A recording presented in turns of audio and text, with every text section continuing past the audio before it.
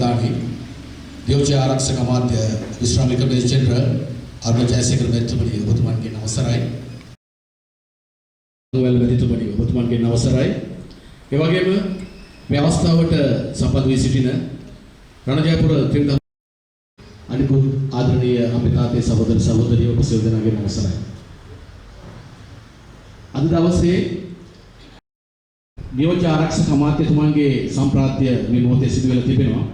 ඉතින් මේ වැඩ කටයුත්ත ආරාධනා කර සිටිනවා මේ කටයුත්ත වෙනුවෙන් මේ අවස්ථාවට සම්බන්ධ සිටින අනිතන ත්‍රිවිධ හමුදා විශ්‍රාමික සාමූහික ප්‍රධානී නියෝජ්‍ය මේජර් ජෙනරල් අරුණ ජයසේකර මැතිතුමනි ඔබතුමන්ට ඒ වගේම පාර්ලිමේන්තු මන්ත්‍රී තිලින ප්‍රභාත් සමරකෝන් මැතිතුමනි ඔබතුමන්ට නගර සංකීර්ණය ආරම්භ කරලා මේ විදිහට වසර 15ක් වෙන මීට පෙර පැවති රජයන් වලදී අප නොයෙකුත් ප්‍රශ්න යොමු කරා.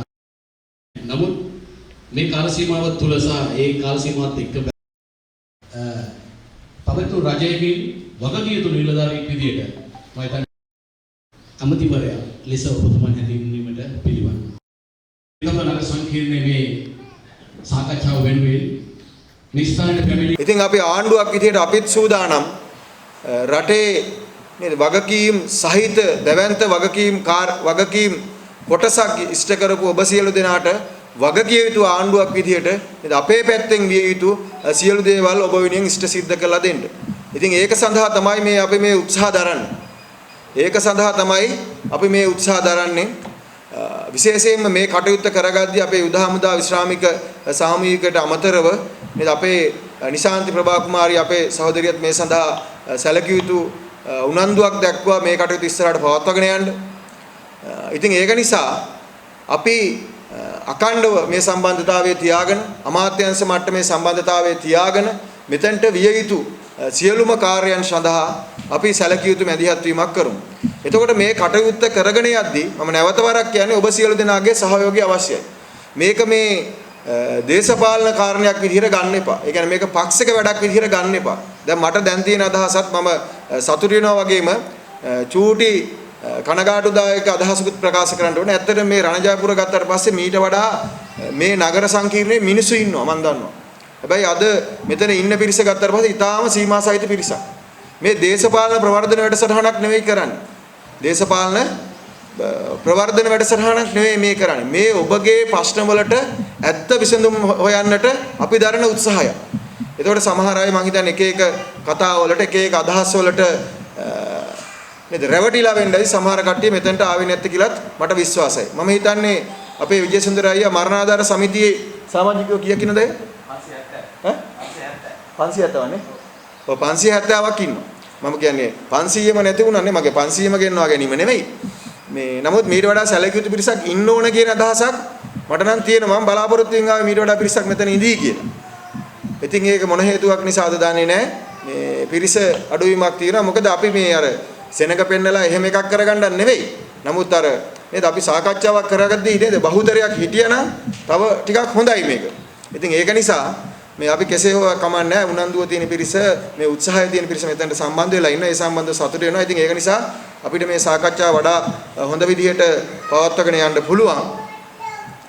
ඉතින් මේ මෙතුමාලාගේ පැත්තෙන් එතකොට ආරක්ෂක අමාත්‍යාංශයේ පැත්තෙන් මෙවැනි නේද අපේ යුද හමුදා විශ්‍රාමිකයන් වෙනුවෙන් නේද යම් කාර්යයන් යම් වැඩසටහන් මේ වෙනකොට යම් විදිහකට පෙළගස්සලා තියෙනවා. එතකොට ඒවා ඔබත් සමග සාකච්ඡා කරගෙන නේද ඒවා ඇතුලේ අපිට ඔබට ඔබගේ පෞද්ගලික ජීවිතය ගොඩනගා ගන්න, ඔබලාගේ දරුවාගේ ජීවිතය ගොඩනගා ගන්න මොකක්ද කරන්නට පුළුවන් කියන දේ පිළිබඳව අපි අදහසක් ගමු. ඇත්තටම අපි මේ නිකන් කයියක් ගහලා යන්න නෙවෙයි ඇත්තටම ආවේ. අපි හැම වෙලෙම උත්සාහ කරනවා අපි ප්‍රාදේශීය සම්බන්ධීකරණ කමිටුවට ගියත් වෙන නිලධාරීන් එක්ක සාකච්ඡා කරත් ඒකේ අඛණ්ඩභාවයක් තියාගන්න අපි උත්සාහ දරනවා. ඉතින් මේ අපි ඔක්කොටම ප්‍රශ්න තියෙනවා හැමෝටම තියෙනවා ප්‍රශ්න. මටත් තියෙනවා මෙතුමටත් තියෙනවා. ඔබ සියලු දෙනාටම ප්‍රශ්න තියෙනවා. මොකද අපි ප්‍රශ්න ගණනාවක තමයි මේ රට ගණනාවක් ඇතුලේ තමයි ප්‍රශ්න මේ රට තියෙන්නේ. ඔබලත් දන්නවා.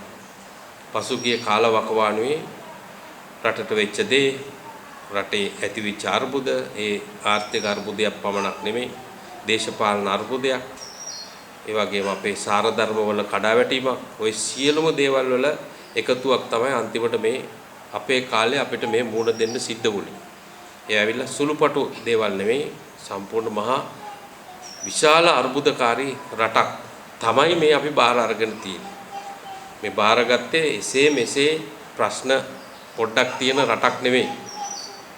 තාමත් ප්‍රශ්න රාශියක් තියෙන රටක් කරවන්න මේ බාරගත්තේ. ඒ බාර අරගෙනත් ආණ්ඩුවක් හැටියට අපි පසුගිය කාලවකවානුවේ කිව්වම මාස 4ක් 5ක් විතර ආර්ථික ස්ථාවරතාවයක් හදාගන්න තමයි අපේ මූලික වැඩ කටයුතු ටික සිද්ධ කරේ. මොනවත් තිබුණත් වැඩක් නැහැ ආර්ථික ස්ථාවරත්වයක් හදාගත්තේ නැත්තම්. ඒ කියන්නේ අපේ ආර්ථික ආරක්ෂාවක් තියාගන්න ඕනි මූලික වශයෙන්. ඒවා පසුගිය කාලේ තිබිච්ච නැති නිසා තමයි මෙහෙම ප්‍රශ්නකට ඇති වුනේ. මමත් යුද හමුදාවේ අවුරුදු 36ක් සේවය කරා. මාරාන්තික ලෙස තුන් සැරයක් තුවාල වෙච්ච කෙනෙක් හැටියට නැවතත් මේ රට වෙනුවෙන් ඉදිරියට එන්න තීරණය කරේ රටට වෙලා තිබිච්ච මහා අර්බුදයේ හමුවේ. ඒ නිසා ආර්ථික ස්ථාවරත්වයේ හදනවා කියන්නේ ලේසි නැහැ. ඉතාමත් අමාරුයි. අපි ඒ නිසා සියලුම අපේ තියෙන දැනුම, බුද්ධිය, හැකියාවන් ඕනෑකම හැඟීම ඔය සියලුම දේවල් අපි එකතු කළා. තමයි අපි මේ සැලසුම් දියත් කරේ. ඒ සැලසුම් සහගතව තමයි අපි ආර්ථික ස්ථාවරත්වය ඇති කරන්න මූලික වුණේ. මම කිව්වේ පහසු නැහැ කියලා එක කරන්න. ඒ නිසා අපේ තිබිච්ච වරප්‍රසාද රජයක් හැටියට ආණ්ඩුවක් හැටියට නාස්ති අඩු කළා, බොරු සෝබන අයින් කළා, මහජනයා පුරවැසියාගේ පැත්ත බලලා තමයි අපි මූලික ලෙස අපි වැඩ කටයුතු පටන් ගත්තේ. ඒ නිසා පසුගිය කාලවකවානුවේ මාස 2ක් වැනි කාලයක් ඇතුළත ඔබලා දකින්න ඇති පෙබරවාරි 26 වෙනිදා අයවැයක් අපි හදලා යෝජනාවලිය අනුමත කරගත්තේ.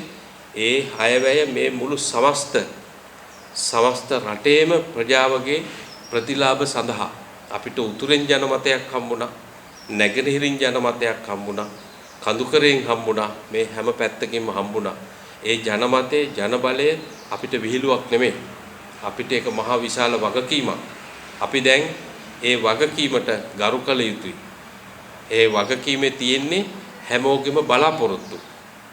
ජනාධිපතිතුමාගේ ඉඳලා මේ රජයේ කැබිනට්ටුව, පාර්ලිමේන්තුව සියලුම දේවල් අපි දැන් වගකීම අරගෙන තියෙන්නේ. අපි ඒක කර දිය යුතුයි මේ රටේ ඉන්න හැම පුරවැසියාගෙම. ඒ නිසා හැම ශ්‍රේෂ්ඨයක්ම ආවරණය වෙන විදියට තමයි ආර්ථික ස්ථාවරත්වය අපි ගොඩනගන්නේ. මොනවා තිබුණත් වැඩක් නැහැ අපේ ආර්ථිකය ඉස්සරහට ආපහු කැළඹීමක් ඇති වෙනවා කියන්නේ අපි ආපහු ආගාදයකට යනවා. බොහෝම පරිස්සමෙන් මේ දැන් හොඳ ට්‍රැක් එකකට මේ දාගත්තා විතරයි. හරිම පරිස්සමෙන් අපේ තියෙන සියලුම වරප්‍රසාද අයින් කළා. මැති ඇමතිවරුන්ගේ තියෙන වියහියදම් සම්පූර්ණයෙන්ම අයින් කළා. අත්‍යවශ්‍යම වියදම් ටික තියලා පුරවැසියා ගැන හිතලා මේ රටේ ඔබ ගැන, මේ රටේ දරුවෝ ගැන, මේ රටේ ඉදිරි අනාගතය ගැන හිතලා තමයි මේ වැඩ කටයුතු හැදුවේ.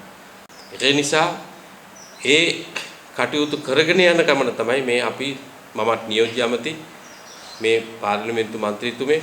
ඒ නිසා මේ හැම දිස්ත්‍රික්කයක්ම තෝරගෙන අපි පසුගිය දෙසැම්බර් 20 වෙනිදා මේ පටන් ගත්තේ මේ සංචාරය කරලා හැම දිස්ත්‍රික්කයකටම ගිහිල්ලා මේ විදිය තියෙන ගැටලු ප්‍රශ්න ආරවුල් අඩුපාඩු අපි අරගෙන ඉදිරියේදී කොහොමද මේවා කටයුතු සම්පාදනය කරන්න කියන්නේ.